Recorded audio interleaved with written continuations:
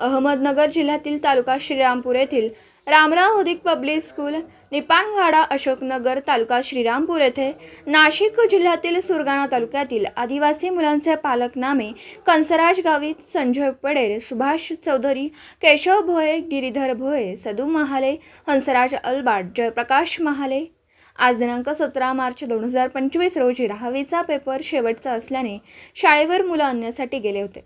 मुलांची परिस्थिती बघितल्यानंतर मुलांना पाहिल्यानंतर वडिलांनी त्यांना विचारलं असता मुलांनी सांगितलं की आम्हाला वेळेवर जेवण, बाथरूमची सोय नाही.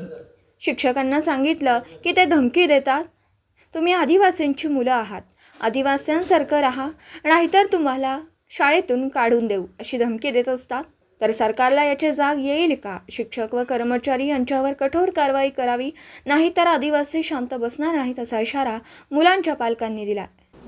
दिवसभरातील घडामोडींचा आढावा घेण्यासाठी पाहत रहा N24 मराठी न्यूज चॅनल.